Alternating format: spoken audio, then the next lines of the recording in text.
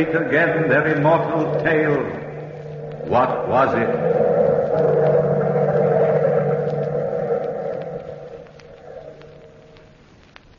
All right, then. What was it? What was it? Nobody knows. But the house was haunted by something or somebody. The boarders here at Mrs. Dimity's boarding house didn't believe in ghosts either, myself included. But we were curious about them. That's why we voted to move into the old brownstone house on 49th Street. And once we were in, we were still convinced that ghosts don't venture abroad in a New York tenement building.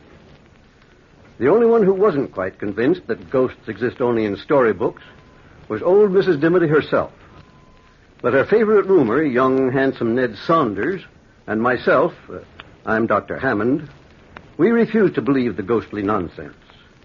Anne Mitchell, the young sculptress who lived there, was frankly curious, while the Countess Harkavy, a fortune-teller of some renown and a psychic of questionable fame, was delighted at the idea of living in a haunted house.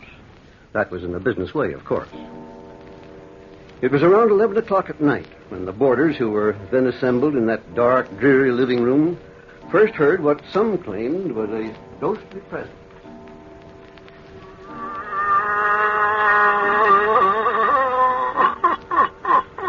Listen to that, Dr. Hammond. I hear it, Ned. It's an uncommon sort of sound for the wind. That is not the wind, Dr. Hammond. It is the cries from the spirit world. I feel it in the marrow of my bones. Oh, say, Countess, can't you feel things in a more comfortable place? Bone structures always struck me as a most uncomfortable place to have a feeling going on. Listen, all of you. Listen. Oh, skip it. Ned, will you pass me that magazine on the shelf next to you? I think any kind of reading will be preferable to listening to old psychic ears rambling. Sure thing. Here you are, dear. You really think this house is haunted, Countess? Yes, I do. It would be a fortunate thing for your business if the United States of America could be made ghost-conscious. Dr. Hammond, you'll live to regret that remark. The Countess will take you seriously. I am serious. And talking of taking things seriously, when are you going to start taking me seriously, Anne? When you start to make a living, Ned. Oh, someday I hope I won't have to try and sell my sculptures. All art is conceived out of the fires of struggle. Well, I'm tired of struggling. Oh, if I could just create something out of the ordinary for an art exhibit, I could make a couple of $100. I've been working 3 months for an idea, and I haven't done a thing. My poor dear Anne, as long as you doubt the extraordinary, how can you create it? She's got you there, Anne. Yes, she has, Dr. Hammond. Well, what would you suggest is a good subject for Anne to sculpt, Countess? Well, a denizen of the other world, perhaps? Oh, sure. That's rather a hot place for a girl to venture in order to sculpt the devil, isn't it? Don't speak so lightly of his satanic highness. No one knows where the devil's hand may be next. How about sculpting me, Anne? I'm an extraordinary young man. That you are, darling. Extraordinarily broke, at any rate. Oh, the woes of the world revolve on that ugly stuff called money. People take money much too seriously, Ned. Well, frankly, Dr. Hammond, if I had some of it, I wouldn't take it at all seriously. I'd scatter it around the world like a veritable windmill. Oh, frivolity. That's your trouble, my dear friends. Frivolity. You feed on it. Here in this very house is a poor, earthbound spirit, and yet you ignore it. Come, Countess, you don't expect us to take it seriously? I expect nothing. What do you expect us to do? Call the spirit in and ask him to sit for me? Possibly, Anne. Possibly. Come, Countess, you're joking. I have never been more serious in my life. I think we ought to hold a seance and command the spirits to enter the room. That would be interesting, at least scientifically so. Oh, nonsense, Doctor. Besides, Mrs. Dimity'd never stand for it. Ever since she moved us into this house, she's been scared stiff of the very idea of spirits. Have you seen the amulet she's been wearing? Yes. She carries it around like a sword. Why don't we ask her? Oh, we were just talking about you, Mrs. Dimity. Oh, dear. I tell you, I just can't stand being alone in my room. I just know something was in there with me, Anne. I just know it. The spirits probably have been attracted to you, Mrs. Dimity. I've always felt you're strongly psychic. Oh, don't say it, Countess. Don't even think about it. It was all a mistake, moving into this house. All a mistake. I've just never been as nervous. Dr. Hammond, feel my pulse. Feel it. It's practically non-pulse, so to speak. Well, I wouldn't take it seriously, Mrs. Dimity. We all know there are no such things as spirits. You see, we've been talking about the ghost for so long that at times we half believe, but that's purely imagination. It wasn't imagination at all, Dr. Hammond. You know very well there are only 5 of us living here. You four were downstairs, and I was alone upstairs, and... Oh, I did hear footsteps in the hall. I opened the door, and I felt something cold touch me. Ah, you see, I knew it. Oh, listen. Oh, it came from upstairs. Listen, all of you. Ah, and was that also the wind, Dr. Hammond? I don't know, Countess. What do you think, Ned? Well, I think the Countess' idea of a seance is a good practical suggestion. I'm all for it. A seance? Oh, dear. Yes, let's give it a try. Well, we're all agreed. Yes, come on, Les. I think it's a good You're idea. in charge, Countess. Now tell us what to do. Well, now, for the first thing, bring your chairs into a circle, please. Now, hold hands. Will someone turn off the lights? I'll get the switch. Good. Now we're in the dark. Quiet, please. Quiet while I summon the spirits.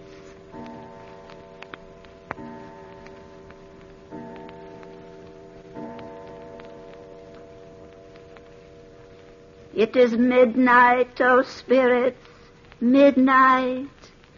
Enter the portals of our room and speak to us. Speak to us. We are gathered to commune with you who have passed on. Withhold not your secrets. Speak. Speak. It is I, Countess Harkavy, asking you to descend to this mortal plane. Answer me.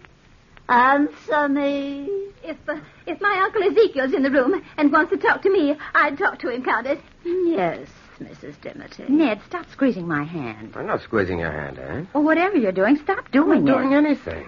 Ouch, doggone it. What's the matter with you, Anne? You're so coy, pinching me now. I'm not pinching you. My hands are in my lap. Well, who's ever sitting next to me? Stop it. Dr. Hammond. I'm sitting across from you, Anne. Mrs. Dimity. Oh, dear. I wouldn't have the courage to squeeze anybody's hand at this point. Ouch. Well, whoever it is, turn on the light, somebody. Turn on the light. No. Somebody's got hold of my hand. Don't turn on the lights. The spirits have entered the room and are attracted to you, Anne. To you. Oh, please turn on the lights, please. I'll do it, Anne. I'll do it. Oh, let go. Oh, there. Who? There's nobody sitting next to you. That's a vacant chair. But I felt it. Anne, did you imagine it? Imagine what? That somebody squeezed my hand? I imagine nothing. Look at my hand. And tell me that's imagination. What's here, darling? What? Dr. Hammond, look. Her hand is bruised. Yes, it is. Pretty badly bruised. Countess, where were you sitting? Exactly where I'm sitting now, Dr. Hammond, and I haven't moved. You had your chance to do something extraordinary, Anne, but you muffed it. A pity is all I can say. A great pity. The seance is ruined. But, Countess, wait a minute. What for? To try another seance and have you become hysterical all over again? Good night. Dr. Hammond, is it possible that I really was holding the hand of something, or...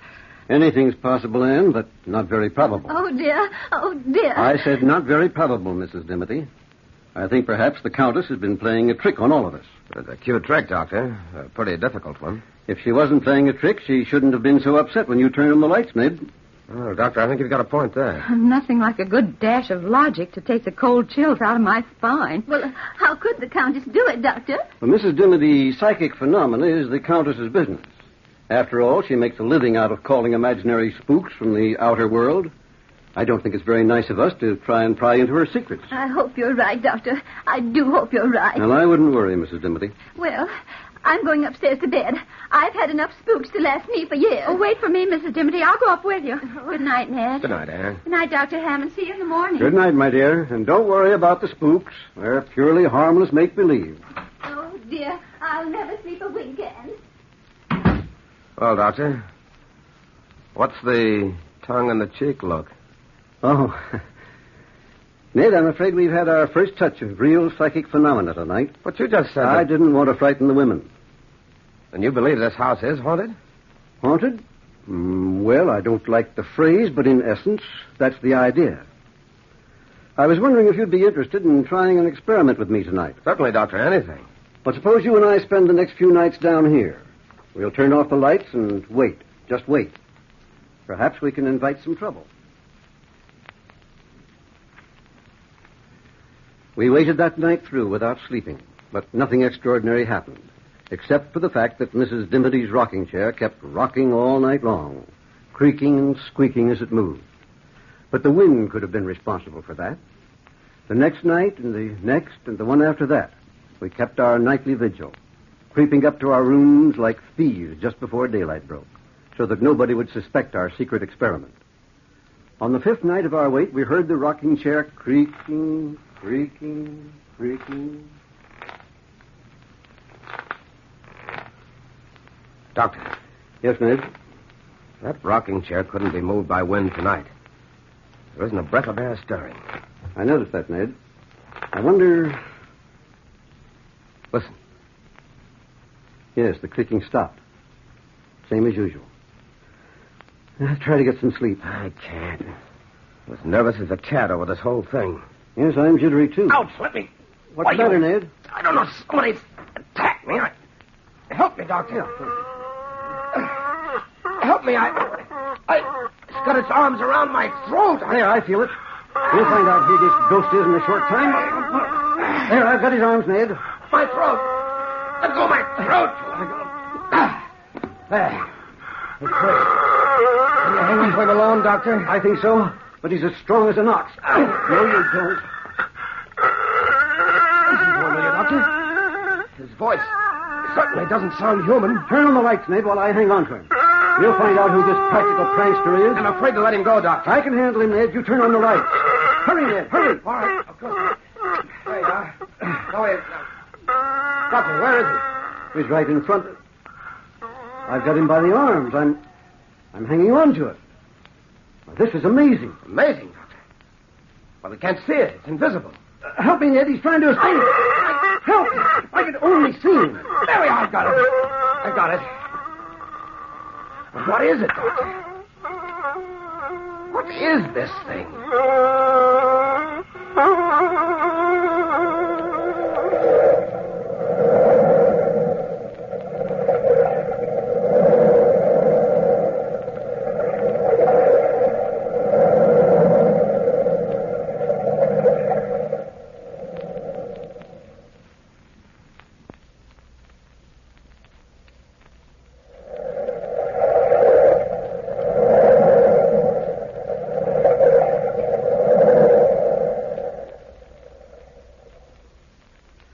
What was it? I didn't know as I held the grisly thing in my arms. It struggled and sobbed and moaned exactly as a beast would struggle and moan. An invisible beast. That was the horror of it. An invisible beast. I sent Ned to the basement of the old brownstone to get some stout rope. At least we could prevent this horror from escaping. That's what I thought then. Well, Ned returned shortly from the basement and opened the door. Here you are, Dr. Hammond. Oh, quickly, Ned. Bind its legs. I can't hang on to it much longer. Not as young as I used to be. All right, Doctor, I'll manage. Somehow I try to hold him on the floor. Yes, of course. There you are, Ned. Now, quickly. Its feet are still for the minute. There. I got the rope about them. Look. Huh? A perfect loop around nothing but empty air. Hold him and I'll bind the rope around Oh, him. quickly, Ned. There we are. That covers his feet. And I'll bring it up here and around his legs. Here, give me the rope and I'll bind his hands. All right. We're getting him bound up like an Egyptian mummy. There, that does it. What a relief to be able to let that awful thing go. All right, I'll take the rope now, Doctor, and bind it to this chair. He won't get away now, I'll guarantee that. It isn't very large, is it? No, about the size of a small boy. Yeah, but what is it? Have you ever encountered anything like this before? Well, frankly, Ned, never. Look at my hands, bitten and bruised. I wonder if I'll ever be able to move them again. What are we going to do with the darn thing now? I don't think that's our responsibility, Ned. I think we'd better call the boarders together and let them in on the secret. Would you like me to get them, Doctor? Yes, wake them up. But don't tell them why. Just ask them to come down here, and I'll throw this rug over the chair so that they won't see the ropes right away.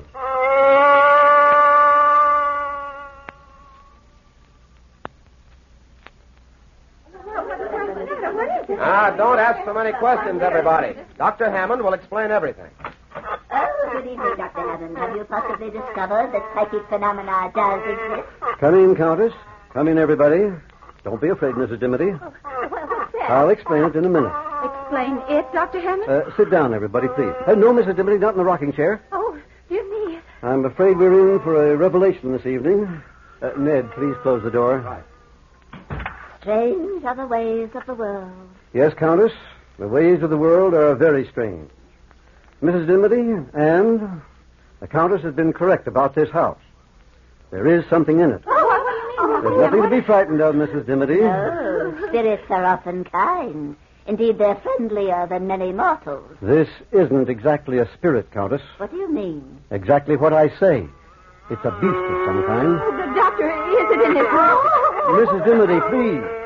Yes, Anne, it's in this room, in that rocking chair. I threw a rug over it. Oh, unfortunate spirit. If you wish, Countess, remove the rug. Yes, of course. Why, where is it? It's there. You can see the ropes being held in place by it. What kind of a hoax are you trying to play on me, Dr. Hammond? It is not a hoax. There's a living, breathing something bound in that chair. But it's invisible. Oh, why, that's incredible. It's more than incredible. Would you mind if I touched it?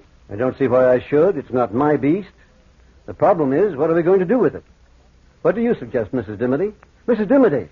Oh, she's fainted, Dr. Hammond. I'll get a smelling salts right here in the desk drawer. Oh, I felt it. I felt it, Anne. I felt it. A captured spirit. I must tell my co-worker, Dr. Zarkox, right away. He'll be so thrilled, so thrilled. I'm not sure that we ought to tell anybody about it. Are you, Dr. Hammond? Ned's quite right. We should not. Oh, but Dr. Zarkox is the only living person constantly in touch with the spiritual night and day. Day and night, constantly. Smelling salts should be in here someplace. Oh, here they are. Until we find out exactly what it is, I don't think we ought to divulge the secret. Heaven knows what we've stumbled into. You're right, Ned. Here, Mrs. Dimity, take a deep breath of this. And how do you propose going about finding out what it is? Breathe deeply, Mrs. Dimity. Well, I was thinking it might be possible for Anne to make a plaster cast of it. Oh, that's a gay idea, Ned. Breathe deeply, Mrs. Dimity. You'll be all right. That's quite a good idea, as a matter of fact. No, you'll hold it while I make a cast, huh? If it happens to bite me with a pair of invisible teeth, that'll be my ruin. No, being a doctor, I shall use a little chloroform and put it to sleep for a while. And we'll be able to make a perfect cast. Mrs. Dimity, are you all right? Oh, I'll never be all right again. Well, Anne, are you willing to give it a try? Oh, I suppose so, Ned. I'll prepare the plaster right away.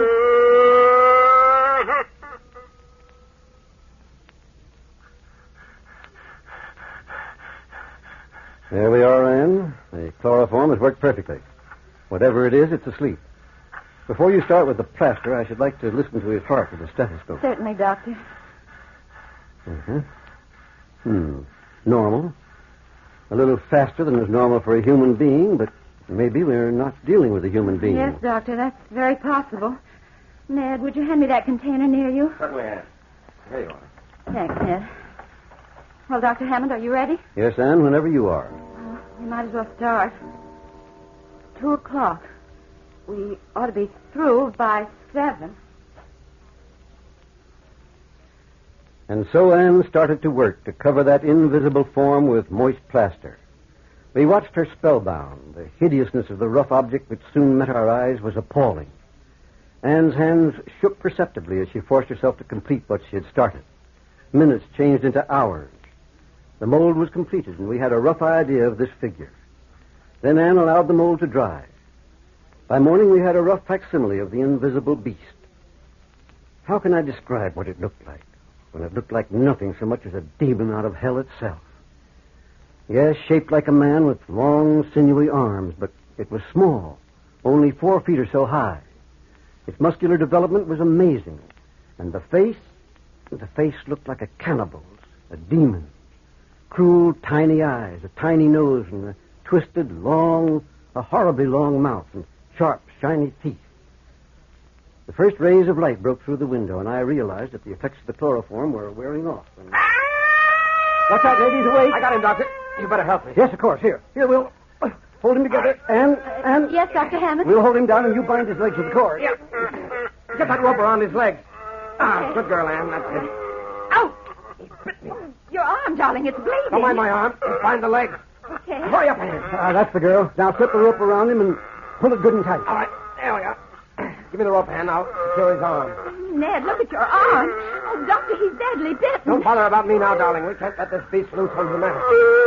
That face you've done, Anne, looks like the face of a man-eater. Yeah, it does. Give me a hand, Dr. Hammond. We'll put it back in the chair and tie it. Clean it now. 1, 2, lift. There. Now, tie the darn thing there. What do you think we ought to do with it now? I don't know. You're the doctor. Well? I think we all need some sleep. First, I'll tend to that arm of yours, Ned, and then we'll leave the thing here for a while. Doctor, do you think we dare leave it here quite safely? Well, judging from the way Ned's got it tied up, I think so. Not even a spirit could get out of those ropes. Come on, Ned. I want to take a look at that arm of yours. Oh, I'm tired. I'll leave the little statue in here till morning. You know, Doctor, that makes an interesting study, doesn't it? Yes, quite an interesting one. Extraordinary piece of work, one might say. Well, good night, Anne. Come on, Ned. Let's get that arm bandaged. We'll all think more clearly in the morning.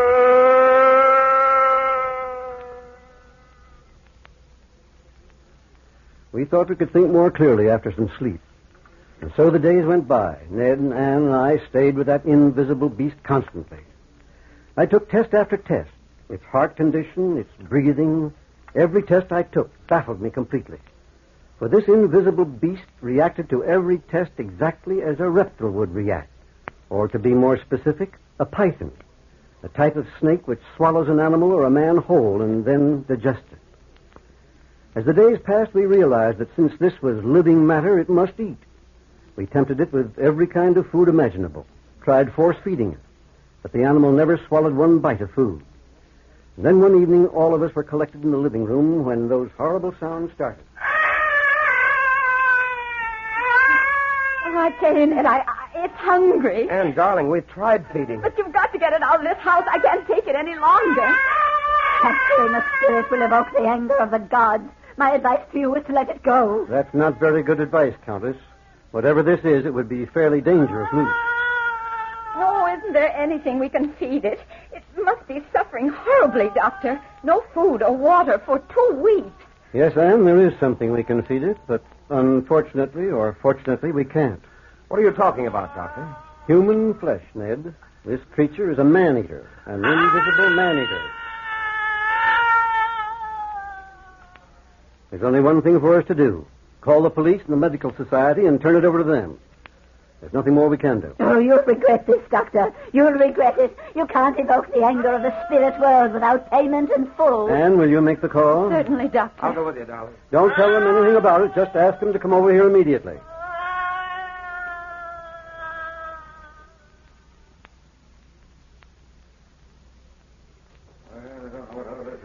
And so, gentlemen, Anne called you and brought you over here. I've told you the complete story of the monster from the very beginning. Well, Dr. Hammond, as a member of the police force, I don't mean to doubt you. But where is this invisible monster? It died of hunger 10 minutes before you arrived, Sergeant. Well, where is it? On the floor, here, next to my foot. You can feel it even if you can't see it. Here, put your hand down here. All right. Sergeant, feel this. It feels like a dead man. It does. Sure, Doctor. What kind of a trick are you trying to play on it? Trick, Sergeant? Take my word for it, it's no trick. You felt it yourself. Many people know how to make a mass of material appear invisible. Chemistry can give you a lot of explanations of that kind of a hoax. It's no hoax, gentlemen, on my word of honor. It's no hoax. Tell us a better story. Come on, boys, let's get out of here. We enjoyed your fairy tale, Doctor, but we can't swallow that one But, whole. gentlemen, ask any one of us in this room. I swear to you, it's the truth. Look in the corner at that statuette. That's an exact replica of the invisible beast. Now I get it. You're trying to get some free publicity for the art exhibition at the museum. No, gentlemen. I made that plaster cast myself from the invisible monster. Dr. Hammond's telling you the truth. Oh, yeah? Well, if it's the truth, what was it? What was it? Frankly, gentlemen, I don't know what it was.